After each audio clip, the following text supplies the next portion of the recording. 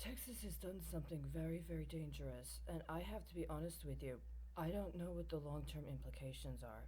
I watched last summer as the most hideous process was engaged, where people that are members of the State Bar of Texas, let's put it that way, allowed for horrendous child pornography to be used in the course of trying to at least represent somehow that they were engaged in election campaigning.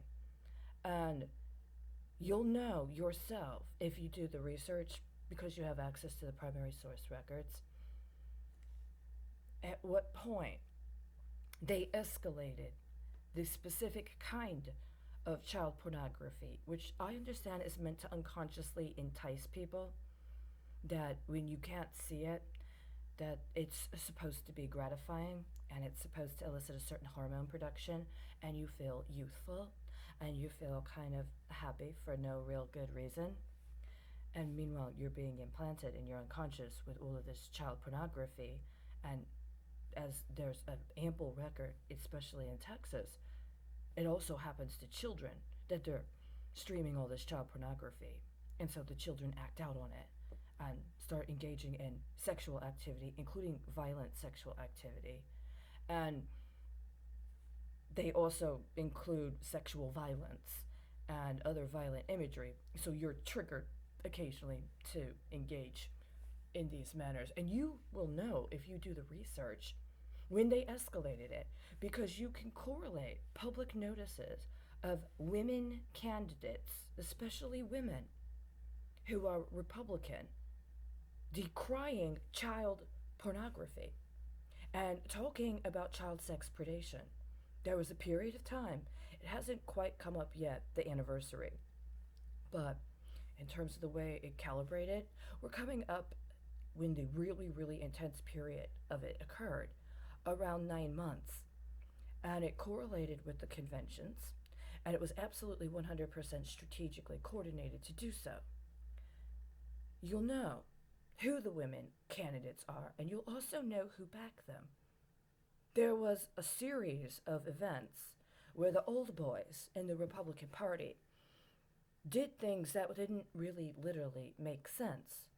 They were playing this game where they were, for a period of time, acting like somehow they had achieved some sort of race consciousness. But meanwhile, what they were doing is chastising women who were in leadership. I think it's called bleeding the beast.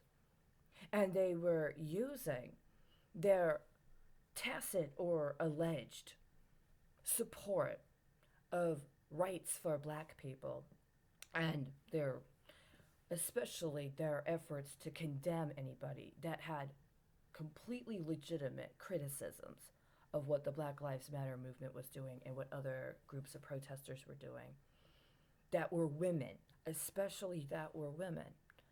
They were making public examples out of these women, as if, how dare she say that? Tell her to get out of her position. And they were doing it for a strategic reason.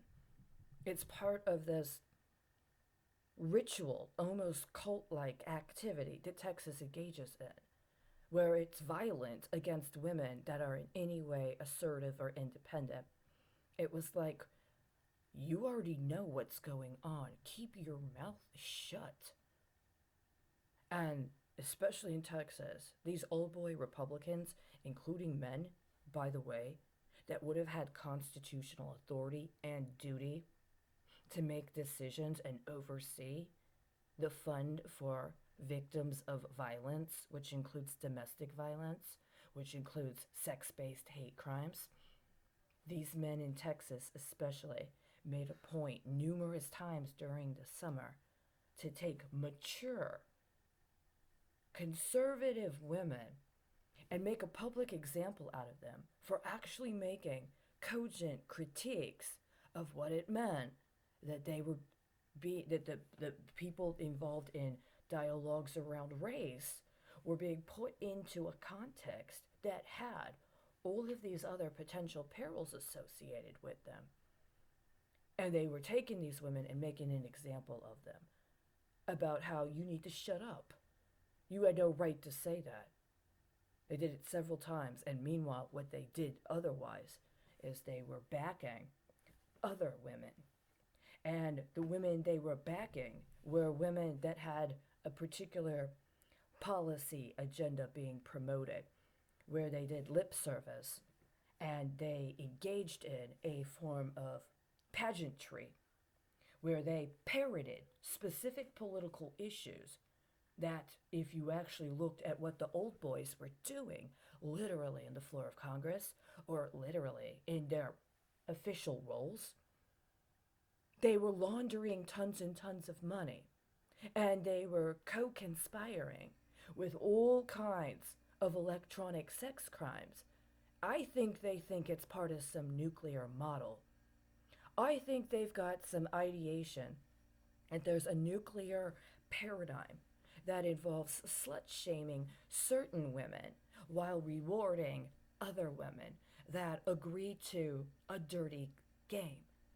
And there were a number of women candidates who were starting to give these speeches and were starting to do this campaigning. And at a period of time, which is coming up, they started very significantly for about a week, for about 2 to 3 weeks around the convention, really going after, and at least appearing to really go after the child porn and the child sex predation. But the problem was they had in their background all of this child porn themselves. And the actual means by which to call it out and the actual technical, literal devices it was employing in their behalf, including that a lot of the times that child porn looked like a woman or a young girl that looked like the way they literally dressed in the interview. That the aesthetic that they were wearing as part of their campaigning actually mimicked or mirrored the actual fintech, the actual CGI in their background while they were stumping and while all of these tranches were working overnight. And so these older men who are conservative politicians were using these women as a front for their own campaigning. They were using the women that were compliant and didn't say anything too vocal as a means by which to try to entice people, including conservative men. And it's ironic because if you're in Texas long enough, you know these so called conservative men, especially these Christian men, are nasty as hell. They might act nice occasionally, but at certain times you'll notice when there's a specific kind of deal working in their network, it gets really, it's confusing in a way. You thought you were talking to a mature man. What makes him think he can get away with talking to a woman like that, including a professional woman? And what happens then is there's all this pressure on other women to perform to make him happy. And part of the way they do that is by making an example of other women that aren't compliant, right? Now, I've been personally subjected to this for so long that I had, for a while, made the initial first response, which objectively speaking is totally reasonable to understand. When you're confronted with women that are trying to impress the men by performing in a certain manner, you target the women right in front of you. When you're dealing with automatons or you're dealing with bureaucrats that are trying to make somebody higher up the chain of command that they always tell you is responsible, but they never let you actually get to yourself, you go after them for not being professional and not doing their job. That's reasonable. It really is. But I already know. I watched what they did with their policy updates and the actual notices, especially when they join forces with each other strategically for timed notices in performance of some alleged committee duty that I'm now realizing more and more actually is just a form of kickback that they've already hooked up in their job on the state level or as part of their election campaign. And so these public notices about actually doing work for political office are no such thing. They're timed to kick back to people they already hooked deals up on. And in the meantime, what you see is this. I think they literally do it. I think it's that bleeding the beast thing. She's the beast. She's a woman in leadership. She's an assertive woman. She might make a good example to those young girls. You need to not have that kind of self confidence. They did it all summer, last summer. And every once in a while, they would try to do this thing where they make this really disgusting, degrading joke.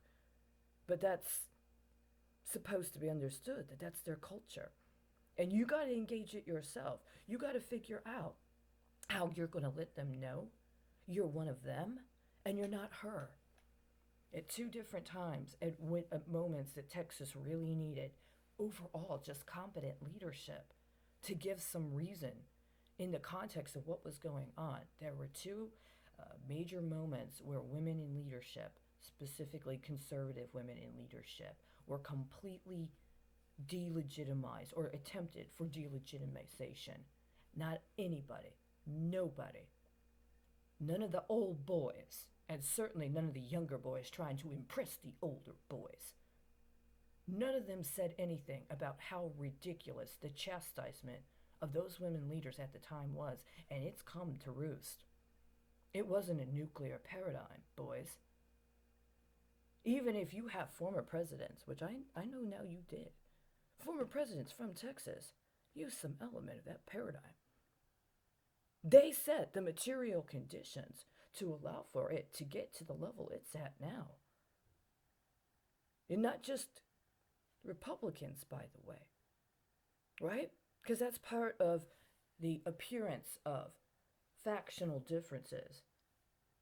Do not negate the existence of a consistent criminal enterprise.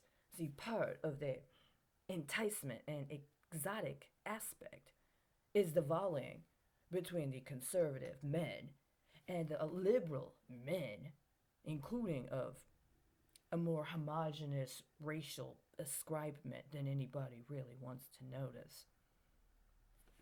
Swapping back and forth the role of chastising or otherwise demeaning specifically women, including women of color, but any woman that takes an assertive, critical role. At times when, for the self interest of the party, much less the people outside of the party context, need someone in leadership to engage in criticism and self reflection. I'm not talking about critical race theory. I'm not talking about your little meme around woke. I don't know what that means. See, that's the kind of stuff they do for their cryptos. I'm talking about you got a senator that's already got an extensive record of illegal coinage, including commemorating people from his own state,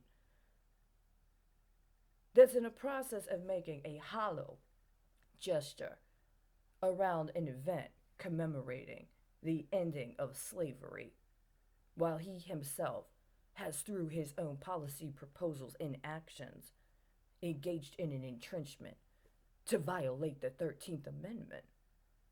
And somebody from his party, without targeting him directly, makes a very cogent criticism about how people involved in public protest are in situations where political opportunists are attempting to unduly advantage themselves from the work that other people are doing. With the first thing you get, a bunch of old boys say, that's what I need to peg this deal to. I'm going to peg this deal to her. And so I'm going to chastise her in front of everybody. I'm going to demean her leadership in my own milieu. That's what I saw. That's what I keep seeing them do. And specifically here in Texas, they used to be the attorneys general.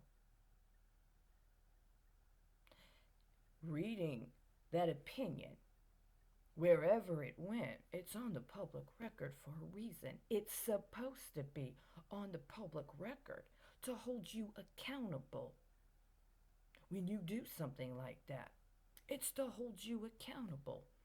You know what happens if something like that that's meant for the public record, including as a way to fulfill the security needed for things to move forward. You know what happens when you don't put it on the public record? You allow yourself to be put into a position where opportunists that already set it up for exploitation think they're going to be availed of exploiting you. And see, now we're coming up on the anniversary of the time frame where those old boys set that specific round up. They wanted to prime a new generation of young conservative women in leadership to fall for the same kind of machinations that the Democrats had already tried to pull off the election cycle before. You know, the year of the women. There was going to be the year of the women. And there were going to be more women elected to Congress than ever before. Yeah, there were. 2. If I'm not mistaken, they ended up getting what, 2 or 4 more women elected to Congress than any time before. And what's happened? It's one of these things where if you're a woman, it's like, I'm telling you, I warned you, they're going to make an example out of you. And if you don't stand up for other women that are being made an example of, but rather just play along, what's going to happen a year, 2 years, a couple years down the road? We got the same process. They made it older and older and older. You can't get a reasonable critique from a person that's actually of reproductive age. That's what they did. Now they want to give some sort of thing. It doesn't really matter. It should never have happened to begin with. It should never have supported that paradigm. And we're in a very critical phase right now because we're sitting in a world where in order for you to pay your dues in the pecking order, you had to keep your mouth shut while the old boys that had already bought their way in with other people's lives did this thing where they set it up where ritually you gotta humiliate other people, or you at least gotta keep your mouth shut while they humiliate other people for their credit accrual. And at some point, you either gotta join in or it becomes you. But because you didn't stand up for anybody, you either don't have the self-confidence to do the right thing in the moment anymore, or you don't got anybody to support you if you say or do the right thing. So the closest you may have is somebody like me that's been completely alienated from everybody, including people I have an actual literal political affinity for or with. But in my alienation, I just have this long view of everything. So I just see the machinations without having the personal investment that is risked or compromised, because if I don't perform the ritual with them, they're going to exclude me. And this is the very dangerous thing you boys set up. You don't have what it takes to recover the retirement you stole from other people in order to keep your gambling going. And they've been kind of patient and looking to you, and you know that. It's part of this risk quotient we're at when it comes to political capital.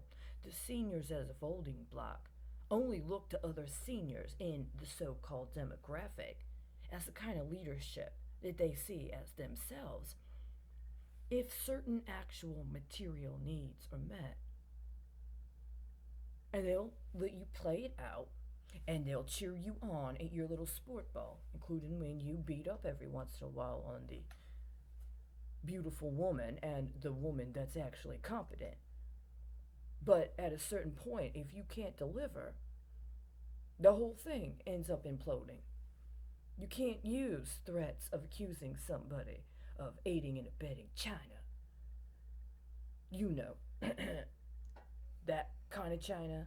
You can't use threats of somebody aiding and abetting Russia, especially when you get caught pretending to be China and you get caught pretending to be Russia yourself. And so now you've got a problem, which you were warned about. Unfortunately, I never accepted being a trans man, and the other people I heard, as far as I know, didn't either at the time. You got this problem where you were already warned. You keep doing this, and you don't back it up, and you don't back up other things, you're going to run out of intimidation as a form of currency. And I believe we have gotten to that point now. You've run out of intimidation as a form of currency. And I'm very disappointed because I understand that that's what's coming around. That's what's coming around.